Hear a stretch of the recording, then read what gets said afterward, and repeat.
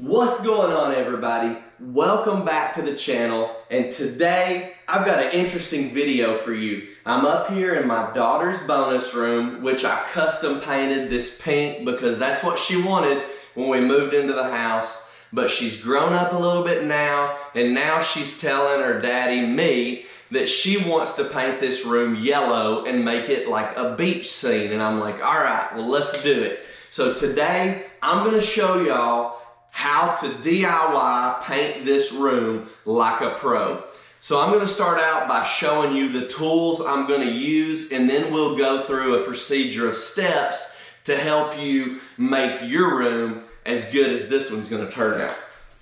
So let me show you some of the tools I'm going to be using today. I've got a big paintbrush here. I'm going to use this to wipe dust or anything off of window sills, baseboards, and get everything clean. All right, next I've got some high strength small hole repair. This is just something I had in the shop. I'm gonna use this to fill the holes. I've got some masking tape. I'll show you what I'm gonna use that for in a little bit. I've got a 4-inch trim roller. I've got my 9-inch roller nap right here. I am gonna be running a 9-inch today because this is a small room and there's no use in wasting more paint. I've got my sand and screen. I've got my extension pole and my roller. I've got my 5-in-1 tool for cleaning and scraping. I've got one of my favorite brushes. Don't laugh, guys, but this is one of my favorite brushes. The way it fits in my hand, I love using this on small projects. I've got my roller pan because today we're going to use a roller pan since we're using only a little bit over a gallon of paint. We won't be able to use a big bucket with a screen in it like when we're painting larger projects. And I've got my paint. First step that I'm going to take in painting this room today is going to be prep. And the first step within the prep is I'm going to take off all the outlet covers.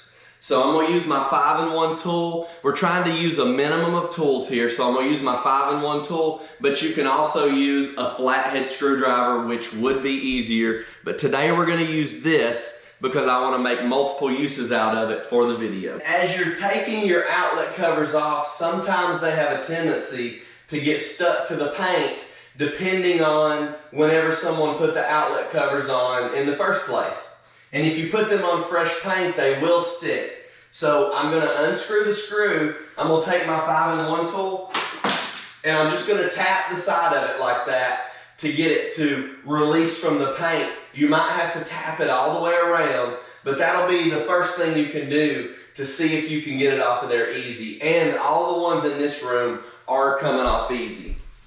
A few other tools I forgot to mention are a caulk gun and some acrylic latex caulk, and you're going to need a small step ladder depending on how high your ceilings are, and you're going to need your trusty old drop cloth. An old quilt, sheet, or whatever will work. Now that I've removed all the outlet covers, I'm going to go around the room and look for any imperfections and fill those holes and imperfections with this putty. And I'm going to recommend to you right now, you may want to do that before you start the project and remove the outlet covers. That way they'll have ample time to dry before you sand your walls. As you're filling the holes with the putty, you want to just build it up just a little bit to where it's a little bit taller than the wall. And when you run your sanding screen over, it'll knock it down back flush with the wall. This will give it a time to shrink. I know this stuff says will not shrink, but I promise you, the majority of these products do shrink. If you have any larger cracks or repairs, you may have to refer to some other videos on how to tape up cracks, how to do drywall. That's going to be out of the scope of this video because we do not have any cracks or repairs to be done in here. Now that I've filled all the holes, I'm going to go around and inspect all the baseboard and around all the casings and make sure there's nowhere that needs any caulking. And inside some of your corners, if you have minor cracking of your drywall mud, not settlement cracks, but we're just talking about very minor cracking, you can caulk those up and you need to use a wet paper towel or wet cloth and go back over that and clean it for optimal results. If you just wipe it with a dry finger, it's going to gum up as you're doing it and it's going to make a mess. So you do need to use a wet towel to wipe your finger off of as you're taking the caulking back off. The next step in this process we're going to be doing is we're going to sand the walls before we start painting. And I'm going to use my extension pole here. Any extension pole will work. And then this is a drywall sander right here that goes on a pole. And I'm going to be using this screen, and this is 120 grit. You can pick this up at any of the box stores or hardware stores in your area. So check it out, guys. I'm just going to start right here. You've got to be careful not to hit your trim or your ceilings. You don't want to make marks, but you can just lightly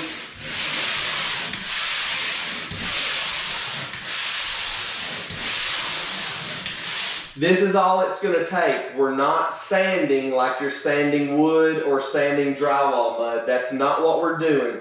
We're just lightly going over the whole room to knock down any fuzz or chunks or anything that could have been in the previous coat of paint. Now that I've got all the walls sanded and puttied, I'm going to take you around and show you my cleaning process. I'm going to flip the camera around and just show you, because it's going to be powdered up on top of the baseboard from sanding, and you want to get all of that out of the way. You can even vacuum the floor before you start. I would recommend that. I'm not going to do that here, but you can do that if it's a dirty room. Okay, so guys, I want to go on top of all these surfaces right here and just wipe off any dust all the way around the room, because that dust right there can get in your brush, and that's going to cause your brush to be dirty, and that will cause you to have an inferior paint job. Right here is where we filled the holes, and you can see once you run over them with the roller with the thicker paint, you're never going to see that again. This is actually the color sample right here that we're going to use.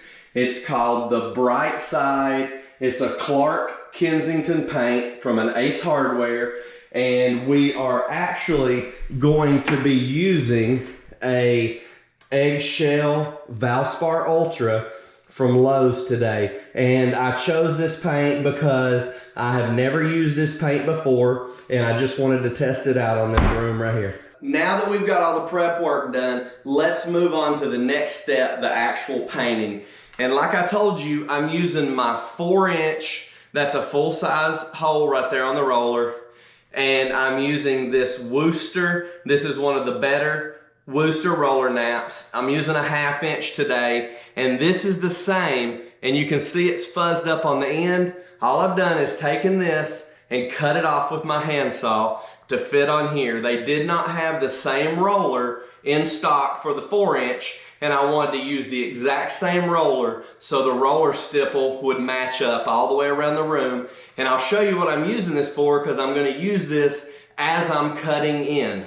So we just bought our paint and it's freshly mixed up, so I'm not going to need to shake it or do anything like that. But if it has been sitting, it's a good recommendation to go ahead and stir your paint, and it is also a good recommendation to strain your paint before use, because sometimes you will have trash in the paint can from where it's set on the shelves at the store. All right, let's get our brush ready here.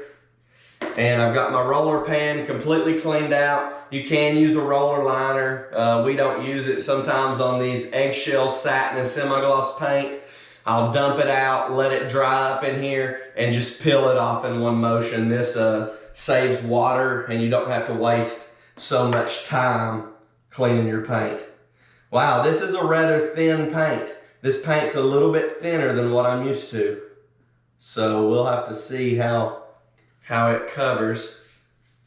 Clean up the front of that right there. We're just gonna do it like this. Wow, I don't know about this paint. This paint is definitely a thinner paint than what I'm used to using. I usually use a PPG paint, an Ultra Hide, and some of their better paints from there, but this is a thinner paint, so I'll let y'all know how it goes. Okay, So the next step is going to be prepping the rollers. You may ask, prepping the rollers, what's that? So let me show you. To prep this roller, I'm gonna take this regular Scotch tape right here. This is not a painter's tape. This is just your regular old tape. And I'm gonna peel it out like this, and I'm gonna step on it. I know you can't see it, but I'm gonna step on it on the floor with my shoe. And then I'm gonna take my roller, and I'm gonna go up and down the tape like this right here. And this is gonna pull out any loose fibers off of my roller. And I'm gonna continue to do this, pulling out a little bit more tape until I can visually inspect this and see that it's not pulling out any more trash, okay? And I'm also gonna do that with my large size roller as well. So that's the first use of the tape today, and we'll get to the second use shortly, a little bit further on in the video. I'm gonna use this little brush, and this is just one of your little Wooster cut-in brushes. You can get a Purdy or Wooster, whatever. I like to spend at least $15 or more on my brush, and this pretty much guarantees that I get a decent brush. So these right here are actual built-ins. There is no caulk joint here, so I can kind of slide I can slide this right in behind it, just like that right there, okay? And I'm not worried about painting too far out from my trim, because I'm gonna go back and show you how to use this 4-inch roller. Now that I've got that cut in there, I'm gonna take my trim roller. First off, I'm gonna take my tape here, okay?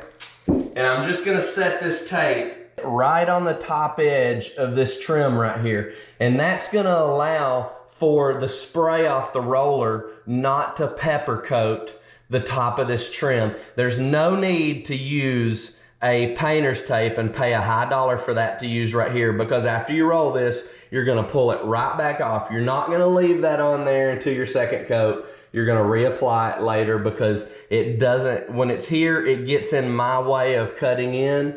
And then you can take your trim roller right here, and you're just gonna roll in as close as your comfort is, and you're gonna get rid of all of those brush strokes and put that roller texture right there on the wall, okay?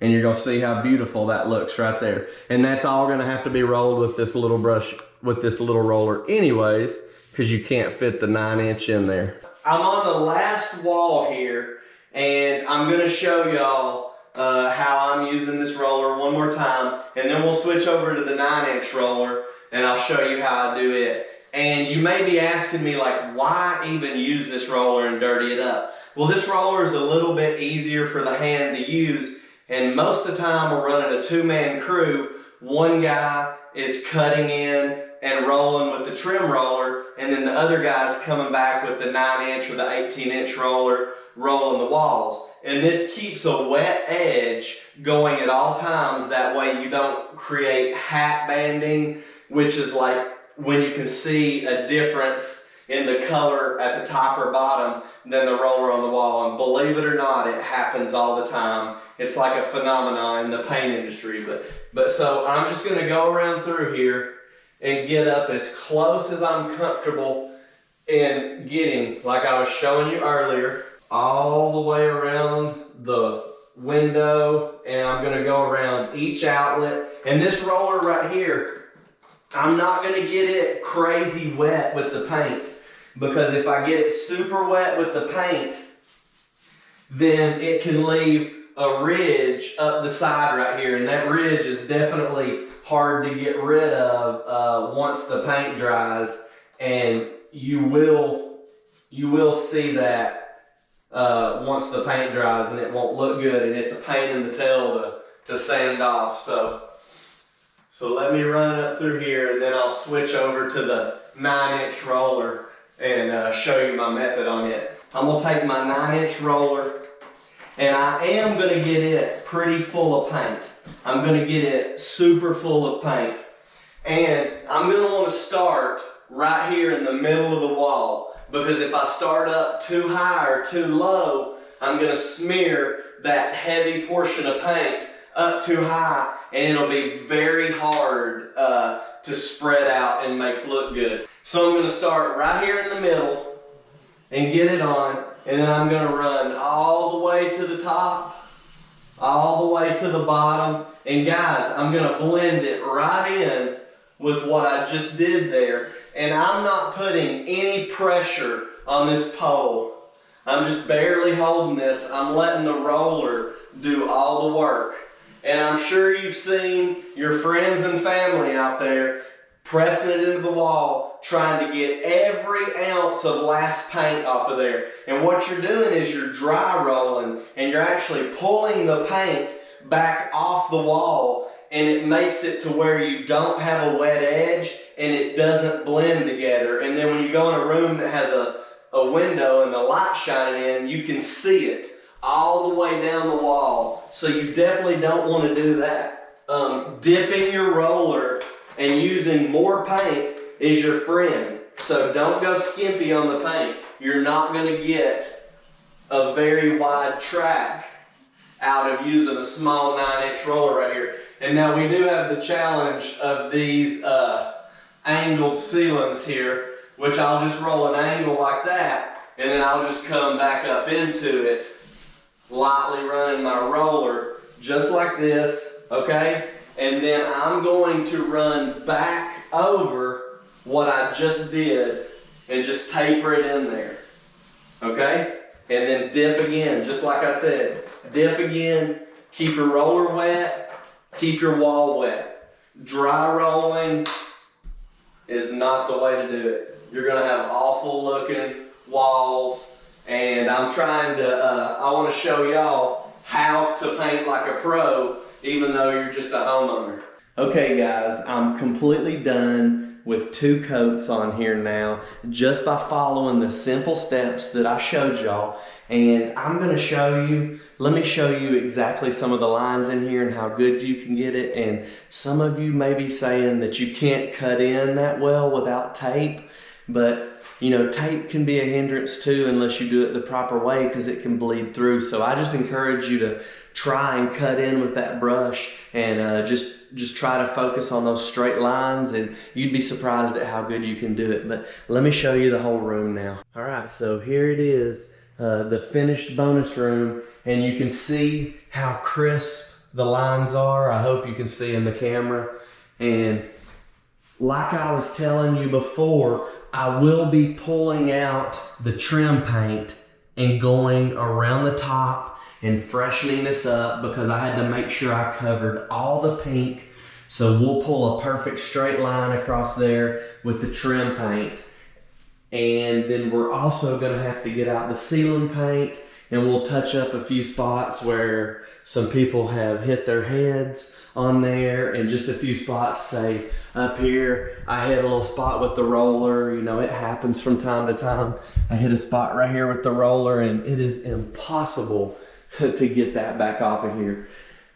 But anyways, it's all looking perfect now, painted just like a pro did it. And I assure you, I'm not a pro. I've painted 5 or 6 full houses, but that's about it. I'm just a home builder.